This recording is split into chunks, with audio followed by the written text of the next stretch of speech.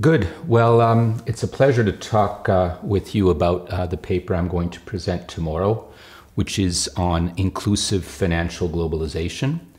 The motivation for this work is really that what we've been observing in a lot of countries, not just a few rich countries, but across the globe, is a tendency for globalization, which has lifted billions of people out of poverty. The fruits of globalization have not been broadly shared. So we have this tendency of rising globalization and falling inclusion across many countries. And one of the things that worry us about these dual tendencies is that it is feeding toward rising tendencies for protectionism and nativism in a number of countries.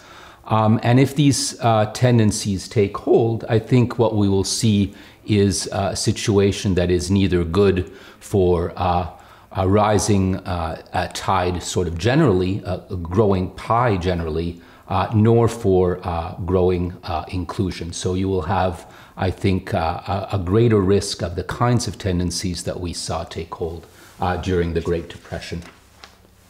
And one of the things that I've been thinking a lot about is the fact that the rising inequalities at the national level that we have been observing really don't fall from the sky. Much of it is not related to things like technical change, although technology is surely a factor that we need to pay attention to. But a lot of it is due to other factors that are in the direct control of policymakers. Things like globalization, macro policies, structural reforms, policies that are designed to grow the size of the pie also have salient distributional effects. And I think, narrowing that down a little, one of the things that has made so many headlines in the past couple years has been the effect of rising trade globalization on inequality and the displacements, job dislocations, and so forth that trade globalization has engendered.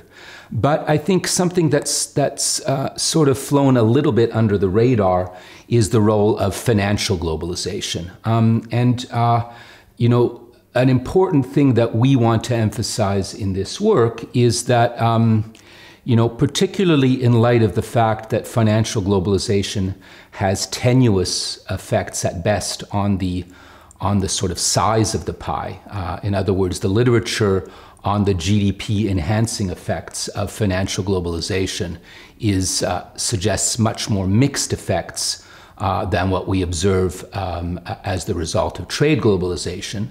So if that is true, then if financial globalization brings about very large effects on inequality and distribution, at least as large, which is what we find as the effects of trade globalization, then financial globalization deserves much more of our attention because really it is engendering a more pernicious kind of equity efficiency trade-off that is not present or that is less present in the case of trade globalization, given trade globalization's supply enhancing effects.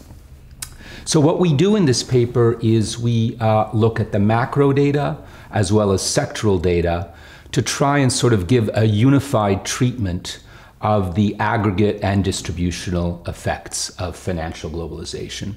And we gather data on very large episodes of opening up to foreign financial flows, the episodes that have occurred over the past 30 or 40 years across a range of developed and developing countries. We identify 224 approximately of these very large episodes of financial opening up.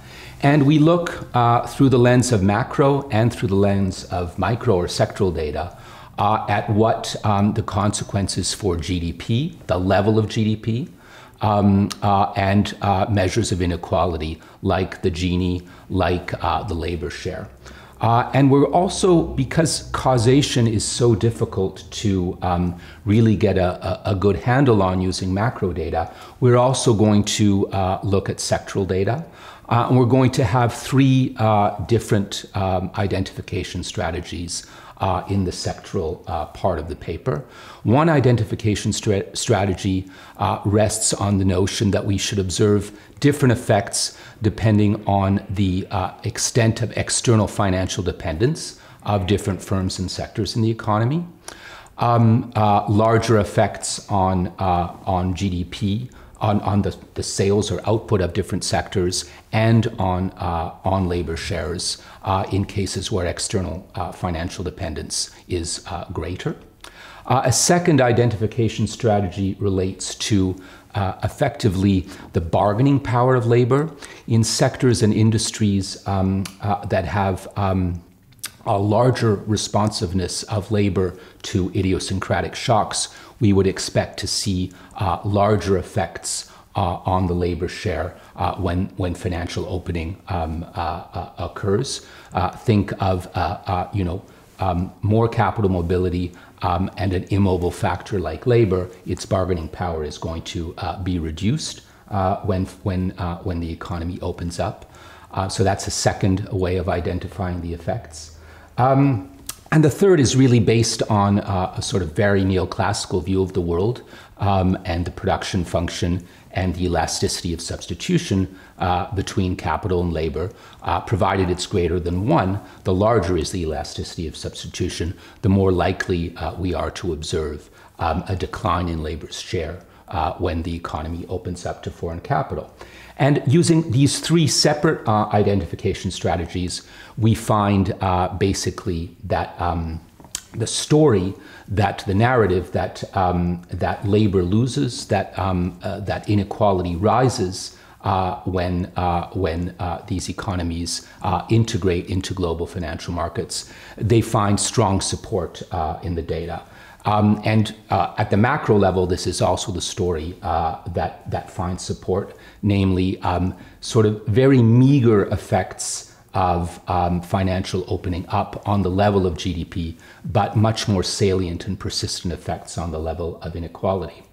I guess the final sort of nuance on this story is that we all know that the quality of domestic financial institutions, the extent of domestic financial inclusion, the quality of prudential regulation, and so forth.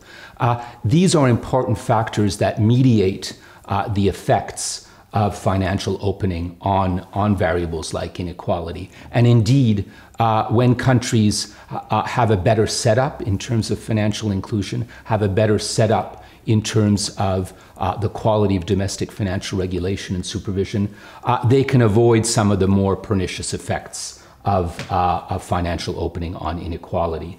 And likewise, countries that take a more proactive stance in managing the volume of inflows and the macro and financial stability risks that those inflows engender when economies open up, these kinds of proactive policies seem to reduce the incidence of financial crises following financial opening up, and this reduced incidence is also helpful in terms of the distributional effects. So both across countries in terms of the quality of financial supervision and regulation, and across time in terms of the incidence of financial crises.